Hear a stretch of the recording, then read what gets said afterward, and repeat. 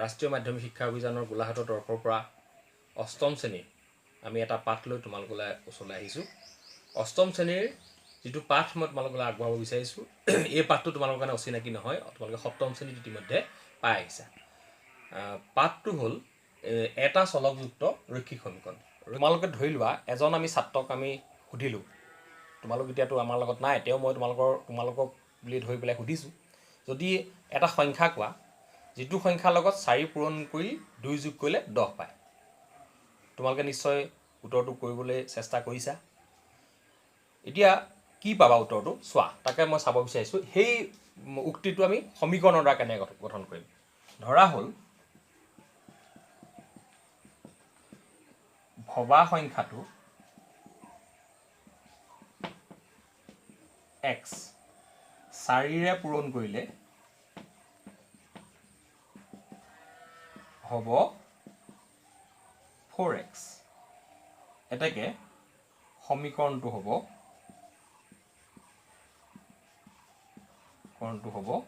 4x + 2 = 10।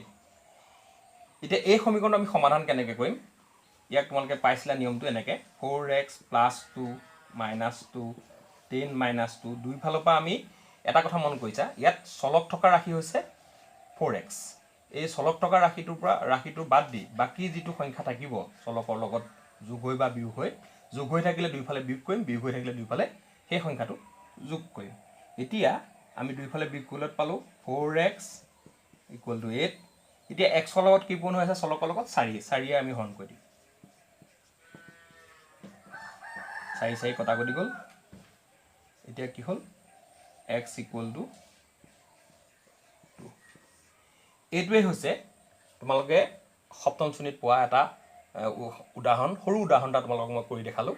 এতিয়া অষ্টম শ্ৰেণীত যিটো পালা, তোমালোকে ইয়াতকৈ অকণমান টান কৰিব লাগিব। মই তোমালোকৰ কিতাপৰে এটা অংক কৰি দিব বিচাৰিছোঁ।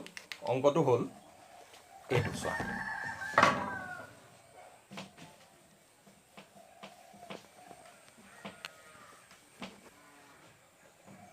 অংকটো হ'ল 3x/4, এতিয়া আমি এইটো মোহাই লৈছোঁ,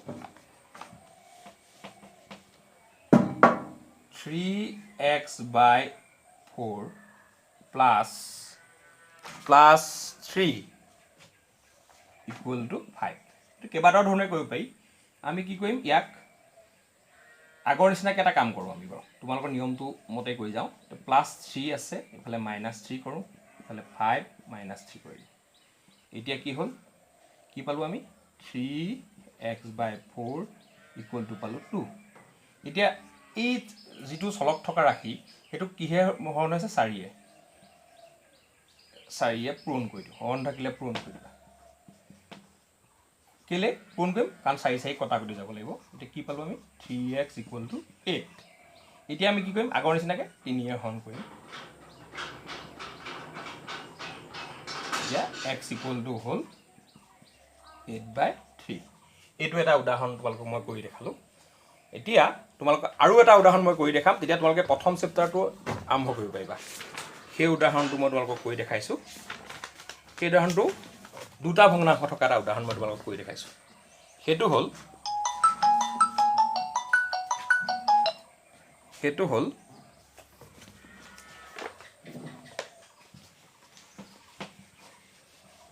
চাই লোৱা তোমালোকে। সেই উদাহৰণটো হ'ল y/5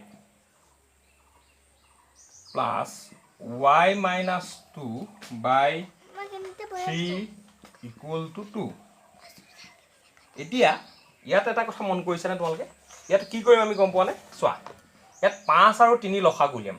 5 আৰু 3 লসাগু কিমান, 15। তোমালোকে আগতে পাইছা, কাৰণ এটা আনটো হৰণ নাযায়।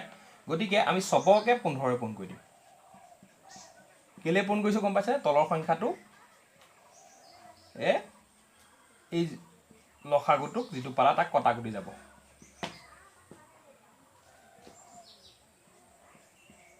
কি পালোঁ আমি 3y 5 × y-2 = কি পালোঁ আমি 30।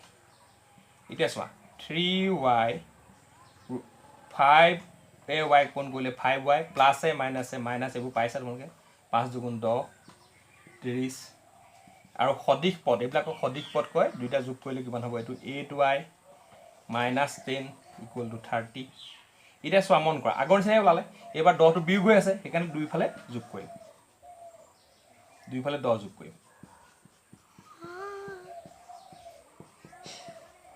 এতিয়া যোগ কৰিলে পালো 8y = 40 y = পালো 40 এটা 8y/8 40/8 আগৰ নিচিনাই কৈছোঁ এতিয়া y = হ'ল 5 এই দুটা অংক তোমালোকক মই কৰি দিলোঁ এতিয়া তোমালোকে যিটো তোমালোকৰ প্ৰথম চেপ্টাৰ 2.1 চেপ্টাৰটো তোমালোকে ঘৰত কৰিবা